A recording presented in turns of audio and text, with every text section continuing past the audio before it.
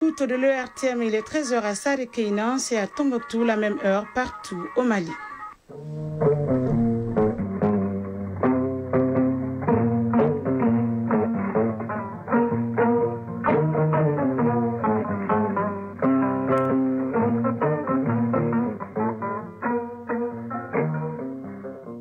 Le journal. Aïssata Saliou Maïga. Mesdames et messieurs, bonjour et très ravi de vous retrouver pour cet instant d'information. Les experts du Mali, du Burkina Faso et du Bénin sont en conclave ici à Bamako. La rencontre vise à mettre en place un écosystème numérique souverain et sécurisé. Le projet est à l'initiative du PAFEM, entendu par là, projet de promotion de l'accès au financement de l'entrepreneuriat et de l'emploi au Mali. Depuis 5 mois, 246 000 ménages de Tombouctou reçoivent des coupons alimentaires d'une valeur de 34 500 francs CFA pour l'achat des kits alimentaires grâce à l'appui du PAM et de WWH. Cette action humanitaire entre dans le cadre du plan national de réponse à l'insécurité alimentaire. Dans la chronique environnement du jour, à Guibou, Koulibaly nous parlera bien sûr des déchets mélangés industriels et plastiques, un danger pour le fleuve. À suivre en fin d'édition. Il sera également en question de football dans cette édition. La FEMAFOOT lance le tout premier cours national pour instructeurs fédéraux du Mali. Et il sera également en question de l'arrivée des aigles basketteurs finalistes de l'Afro-basket senior masculin en Angola. Mesdames et messieurs, voilà pour les titres de cette édition. Une fois de plus, bonjour et bienvenue aux informations. Les experts du Mali, du Burkina Faso et du Bénin sont réunis ici à Bamako dans le cadre d'un atelier de concertation sur la mise en place de la certification et la signature électronique au Mali. Le but est de garantir la sécurité, l'authenticité et la fiabilité des documents administratifs. Un projet porté par le PAFEM, projet de promotion de l'accès au financement de l'entrepreneuriat et de l'emploi au Mali. Boubacar Bablin Touré pour les détails. Dans un monde de plus en plus interconnecté où la digitalisation occupe une place de choix, il est plus que nécessaire d'être en phase avec ces réalités. Une ambition de plus en plus affichée par le gouvernement du Mali qui, depuis un certain temps, est dans une dynamique de modernisation de l'administration. Parmi ces projets et programmes, l'initiative de la signature électronique. Une question au centre d'une concertation qui doit aboutir à la mise en place de la certification et la signature électronique au Mali. Alhamdou Ak Ilienne, ministre de la Communication, de l'économie numérique et de la modernisation de l'administration. La signature électronique n'est pas qu'un outil technique, c'est un levier stratégique pour la gouvernance, la transparence, la compétitivité économique et la souveraineté numérique. Elle permettra, entre autres, d'améliorer la confiance numérique dans les services publics et privés, de réduire les coûts et délais administratifs, de sécuriser les transactions financières et commerciales et de favoriser l'intégration du Mali dans l'économie numérique régionale et mondiale. Gage d'un écosystème numérique et performant, ce dispositif, une fois mis en place, va donner aux documents administratifs un caractère authentique, sécurisé et fiable. Un projet soutenu par la Banque mondiale et exécuté par le PAFEM, projet de promotion de l'accès au financement de l'entrepreneuriat et de l'emploi au Mali. Touré Fatmata Koulibaly, coordinatrice PAFEM. La tenue de ces ateliers techniques représente une étape clé dans le processus de mise en place de ce dispositif. Il nous offre l'opportunité d'analyser les acquis de l'étude préalable déjà réalisée en 2021 et de relever les insuffisances à corriger. Il nous aide à définir ensemble un modèle de gouvernance inclusif et durable avec la participation de l'ensemble des parties prenantes, proposer un modèle économique viable pour assurer la pérennité de l'infrastructure, nous aidera à tracer une feuille de route claire et consensuelle pour l'opérationnalisation de la signature électronique au Mali. Alouseni Sanou, ministre de l'économie et des finances. Au nom du gouvernement, je réitère l'engagement de mon département à accompagner la mise en œuvre des solutions innovantes qui faciliteront la transition numérique de notre pays. Cet atelier regroupe des experts venus du Burkina Faso et du Bénin.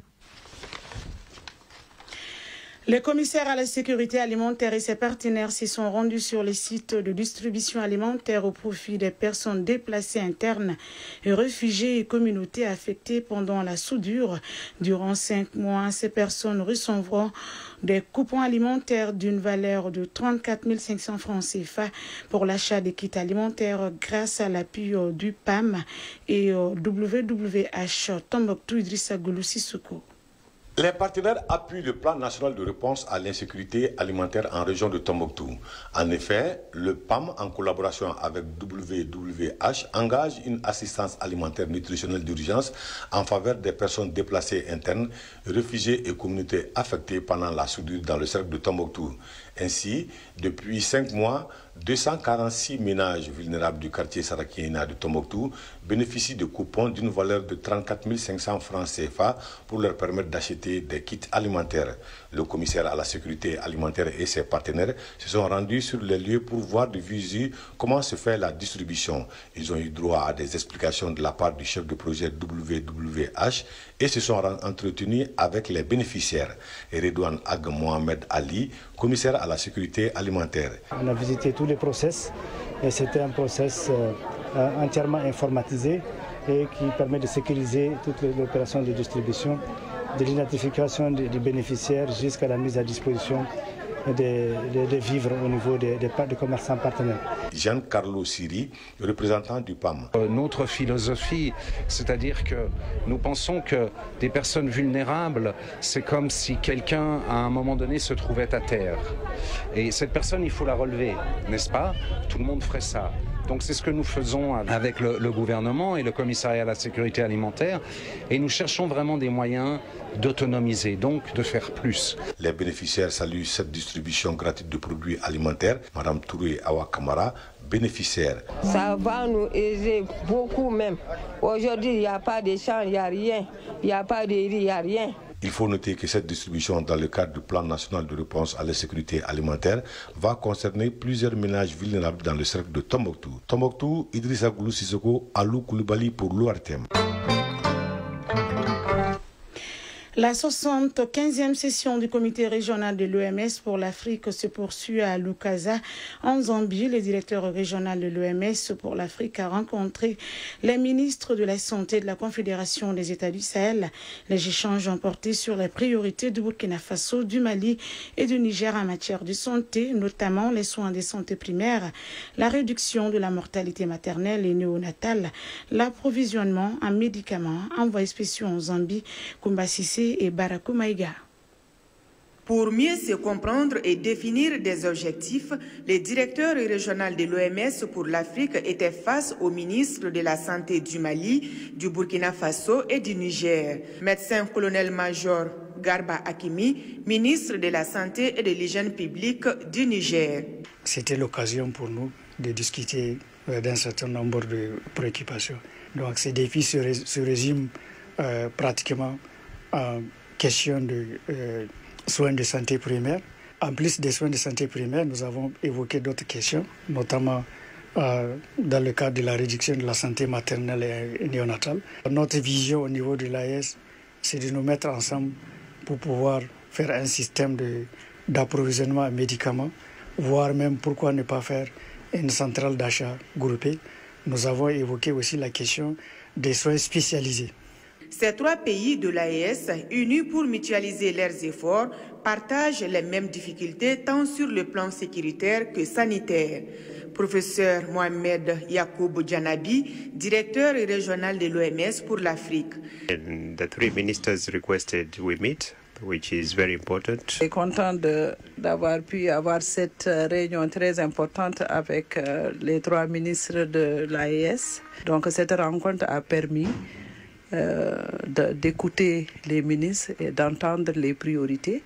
Et parmi ces priorités, c'est comment renforcer les soins de santé primaire, qui sont vraiment la base de la santé, de les accompagner assez rapidement pour faire une requête qui va arriver à son niveau, qui va lui permettre de mettre en place des experts. Parce que l'OMS, c'est une organisation qui n'est pas financière, mais technique. Donc nous allons apporter cette assistance technique au pays. À la fin de la rencontre, le colonel Assaba Diallo Touré a offert un cadeau Chiwara au directeur régional de l'OMS pour l'Afrique, témoignant son engagement aux côtés des peuples africains. Nous sommes hors du Mali et nous y restons. Le président sénégalais Bassirou Diomaye Faye s'est rendu à Paris aujourd'hui pour une visite officielle à l'Élysée. Au cœur des discussions, le dossier mémoriel de Thiaroye. Dakar réclame la déclassification complète des archives françaises sur le massacre de 1944 ainsi qu'une reconnaissance du nombre réel de victimes. Les deux chefs d'État aborderont aussi plusieurs dossiers économiques, notamment la dette du terrain express régional Dakar-Diamniadio, ainsi que des sujets liés au développement durable, à la santé et à l'éducation. Bassirou Diomaye Faye participera également en tant qu'invité spécial à une rencontre du MEDEF, la principale organisation patronale française. En Côte d'Ivoire, les dépôts des candidatures pour la présidentielle du 25 octobre ont été officiellement clôturés hier à minuit. Plus de 50 dossiers ont été déposés à la commission électorale indépendante qui dispose désormais de 3 jours pour transmettre les candidatures au Conseil constitutionnel. Parmi les postulants, on retrouve le président sortant Alassane Ouattara, l'ancien Premier ministre Pascal Affi-N'Guesson, ainsi que l'ex-première dame Simone Eyvet. Le PDCI et le PPACI ont présenté respectivement Tidiane Cham et l'ancien président Laurent Gbagbo, malgré leur absence sur la liste électorale officielle. Les conseils constitutionnels doivent valider les candidatures et publier la liste définitive d'ici le 10 septembre. À noter que Guillaume Soro et Charles Blé-Goudé, condamnés par la justice, ne pourront pas participer au scrutin.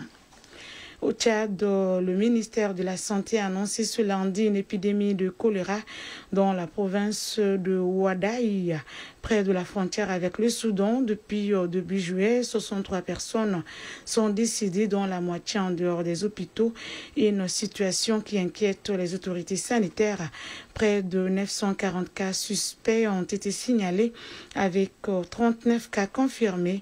Le choléra, maladie bactérienne transmise par l'eau contaminée, peut entraîner une déshydratation rapide et la mort si elle n'est pas traitée à temps. Par ailleurs, l'UNICEF a alerté le risque élevé d'exposition à cette maladie pour 80 000 enfants en Afrique de l'Ouest et centrale avec le début de la saison des pluies.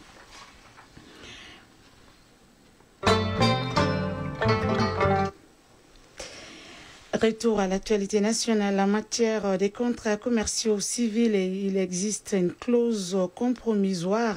Elle est une disposition insérée dans un contrat qui prévoit que tout litige futur né de ce contrat sera soumis à l'arbitrage et non aux juridictions. En ce moment, c'est à l'arbitre de trancher entre les parties. Le dossier de cette édition s'intéresse à ce sujet. Il est donc signé Draman Sanogo. Dans le monde des affaires, les contrats sont signés entre les parties. Le non-respect par l'une des parties peut engendrer un litige. Plusieurs voies de saisine juridictionnelle existent, parmi lesquelles la clause compromissoire. Elle est méconnue du grand public, alors qu'on recourt à ces mécanismes pour éviter de se retrouver dans les tribunaux étatiques. Moussa Traoré, citoyen. En fait, c'est ma première fois d'entendre la clause compromissoire dans un contrat même. Je n'ai aucune idée sur là-dessus, mais je vais me renseigner dans l'avenir. Mouriba Diawara, citoyen. Je ne connais pas la clause compromissoire. C'est ma première fois d'entendre ce type de consensus par rapport à un contrat. Cheikh Tidiane Diarra est partie contractante. Il préfère l'arbitrage à la justice. Moi, j'ai choisi le centre d'arbitrage pour trancher mon affaire parce que c'est le contrat qui recommandait soit l'arbitrage ou bien le juge. La raison est que l'arbitrage est simple et rapide. C'est la première fois que je passe par l'arbitrage. Loin d'être un spécialiste des droits, Raoul Dignon a découvert l'arbitrage à travers son avocat. En conflit avec l'autre partie, il s'est confié à un arbitre pour y résoudre les différends. C'est de commun accord que nous avons convenu, les deux parties. Je l'ai découvert par la proposition de l'autre partie contractante, mais je suis allé voir des spécialistes. J'ai signé un contrat qui prévoyait, en cas de litige, de passer par voie d'arbitrage. De façon unilatérale, l'autre partie a résilié le contrat sans prendre en considération tout ce qui avait été cité comme problème qui pouvait être source de rupture. Et nous avons fait recours au SECAM, qui est l'autorité habilitée à faire des arbitrages. Tamba Kamara, issu des justices, nous explique comment est rédigée une clause compromissoire et quelles sont ses conditions de validité. D'abord, il faut formuler la clause de manière claire et obligatoire. Pour la deuxième partie, il faut d'abord définir l'institution de l'arbitrage. Troisième condition, pour rédiger une clause compromissoire, c'est-à-dire déterminer le nombre de l'arbitrage. La validité d'une clause compromissoire est régie par l'arbitrage au Mali. Les conditions sont encadrées par les textes de l'Organisation pour l'harmonisation en droit des affaires OHADA, dont le Mali est membre. La validité d'une clause compromissoire repose sur deux types de conditions. Nous avons les conditions de fond et les conditions de forme. En cas de force majeure, les amendements peuvent être apportés au cours de l'exécution du contrat, selon l'huissier de justice. Il est possible de remplacer une partie décédée au cours de l'exécution d'un contrat, mais cela dépend de la nature du contrat et des dispositions prévues par la loi et par le contrat lui-même. À en croire le directeur du Centre de conciliation et d'arbitrage du Mali, la clause compromissoire est une ouverture au mode alternatif de résolution des conflits. Les avantages qui plaident en faveur de cette institution, nous avons la rapidité de la procédure, la confidentialité et la technicité des arbitres. Évidemment, les parties peuvent convenir d'un délai court. Ce délai sera obligatoirement d'une durée maximale de 6 mois. C'est ce que dit les textes en la matière. La confidentialité est une valeur sûre de l'arbitrage. Les parties sont prêtes à ne soumettre leurs litiges au public. Donc la clause compromissoire étant définie comme la convention par laquelle les parties s'engagent à soumettre à l'arbitrage les différends pouvant naître ou résulter d'un rapport d'ordre contractuel. Alors que le compromis d'arbitrage est la convention par laquelle les parties à un différend déjà né conviennent de le régler par la voie de l'arbitrage. En cas de décès de l'arbitre au cours de l'audience, la loi a déjà fixé les conditions de son remplacement. On doit retenir ici qu'en cas de décès d'un arbitre pendant une procédure d'arbitrage, la convention d'arbitrage prévoit généralement la nomination d'un remplaçant. Cette nomination se fait selon les règles initialement prévues pour la désignation de l'arbitre décédé. Peut-être le juge étatique qu'on peut solliciter pour le remplacement de l'arbitre décédé ou dans les institutions d'arbitrage également, le règlement permet à un comité technique de procéder au remplacement de l'arbitre décédé. En attendant la nomination du nouvel arbitre, la procédure d'arbitrage est suspendue. La clause compromissoire est bien plus qu'une simple clause juridique. Elle est un outil de gouvernance contractuelle, discrète mais puissante.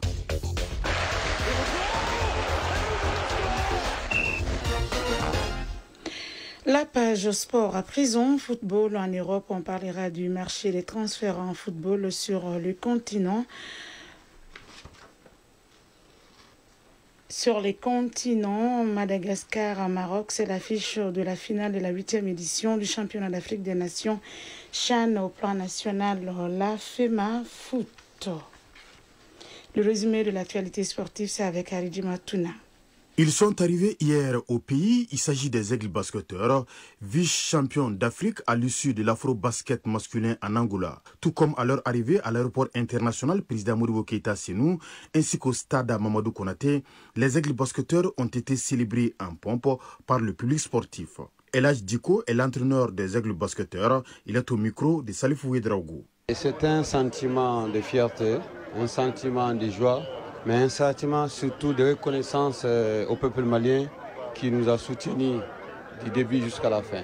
Il faut reconnaître que ce travail est un travail du peuple malien. Tous les Maliens ont contribué à ce que nous ayons cette place. Ibrahim Chérif Aïdara, capitaine des Aigles basketteurs. Voir les sourires sur les visages des gens, c'est une fierté pour nous. Ça, c'est le Mali qu'on aime. On voit que la joie que le sport peut ramener à ce peuple, c'est trop. Et ça nous encourage vraiment à travailler davantage pour pouvoir amener satisfaction au peuple malien qui est la coupe. À la 31e édition de l'afro-basket masculin en Angola, les Aigles basketteurs ont réalisé un parcours historique en atteignant la finale. Toujours au plan national, lancement hier mardi du premier cours national pour préparateurs fédéraux du Mali. L'initiative de la Fédération malienne de football et de la direction technique, qui accorde beaucoup d'importance à la formation, vise à combler le déficit d'instructeurs de football au plan national.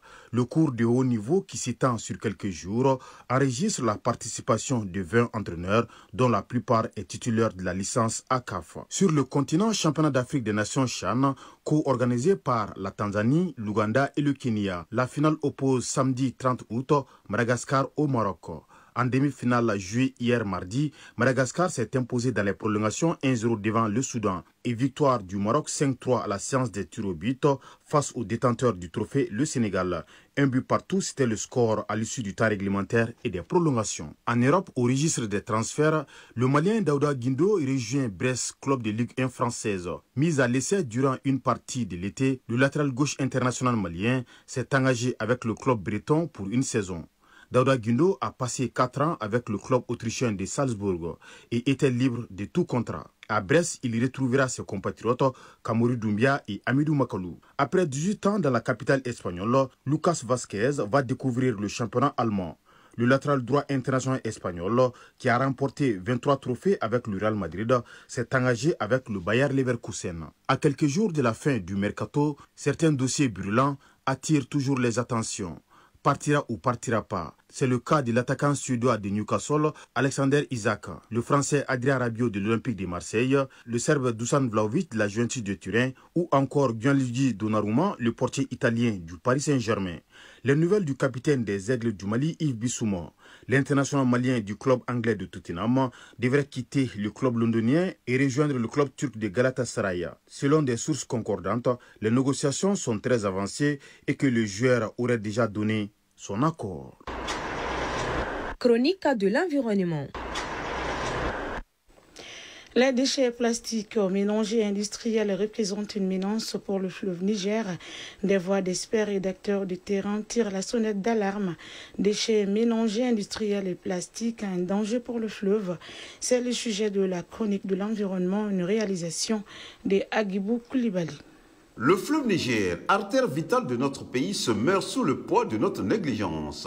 À chaque sac plastique qui flotte, chaque bouteille abandonnée, chaque déchet industriel déversé, c'est l'avenir du fleuve et de ceux qui vivent de ces eaux qui s'éloignent. Abdul Karim Samaké Badi, acteur engagé sur le terrain, explique les souffrances des populations. Nous constatons que certaines personnes, certaines catégories de gens qui vivaient le long du fleuve et qui s'adonnaient à l'extraction du sable, qui s'adonnaient à la préparation et au jardinage le long du fleuve. Ces activités, bien vrai que artisanales, pas industrielles, sont en train de souffrir aujourd'hui de ce fleuve qui est pollué. Et la dégradation de la qualité de l'eau rend toutes ces activités très difficiles. Ces populations qui sont là aujourd'hui, femmes, jeunes et vieux, sont en train de consommer ce fleuve. C'est une réalité cruelle. Un fleuve qui est de plus en plus consommé va donner une population de plus en plus malade. Pour Adama Sissoko, docteur en géographie et environnement, la pollution du fleuve Niger est un problème aux dimensions écologiques et sociales. L'anéantissement de la diversité biologique. Des poissons vont en mourir, des plantes aquatiques vont en mourir et des crustacés et d'autres constituants de la diversité biologique qui vont malheureusement en pâtir. Mais également, quand il y aura moins de poissons dans les eaux du fleuve Niger, c'est que cela va impacter autant de villes qui sont situées tout au long de ce fleuve. Pour Dr Sidiba, enseignant-chercheur à l'ENI-ABT, le problème est d'abord structurel. Je sais qu'il y a un bon plan d'urbanisme au ministère en charge des questions urbaines en général, mais planifier et puis exécuter, c'est là où il y a un gap, c'est là où il y a un manque. Souvent, les plans ne sont pas exécutés tels que planifiés pour diverses raisons, manque de ressources, peut-être des priorités qui changent en fonction du gouvernement et de l'état du pays, etc. Donc, tout ça n'est pas de nature à favoriser une gestion efficace et efficiente des déchets. Adama Sissoko, docteur en géographie et environnement. Les actions concrètes de l'État aujourd'hui c'est tout d'abord la création de l'agence du bassin du fleuve Niger, ABFN. Ensuite, c'est la production du rapport sur l'état de pollution du fleuve Niger en décembre 2018. Ensuite, on a vu cette année 2025 un communiqué émanant du gouvernement malien à travers ses structures compétentes pour alerter sur la qualité des eaux du fleuve Niger. Autre action concrète de l'État, c'est la délivrance de récépissés aux associations et aux ONG qui interviennent pour la sauvegarde du fleuve Niger. Le fleuve Niger n'est pas une simple étendue d'eau, c'est un patrimoine vivant.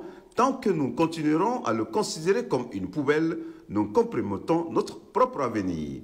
Préserver ces eaux est une obligation, un impératif moral et écologique pour nous et pour les générations à venir. Point final à cette édition qui vous a été présentée par Issata Saliou Maïga. Sa mise en onde a été assurée par Alimata Ouattara. Mise en ligne, Badi Touré. Réalisation, Diafar Thiam. Coordination, Ousmane Dao. Merci d'avoir été des nôtres et à très vite sur les antennes de l'ERTM pour d'autres informations. D'ici là, prenez bien soin de vous et des autres. Restez surtout connectés. Dans quelques instants, Tangara sera là pour la lecture des avis et communiqués divers.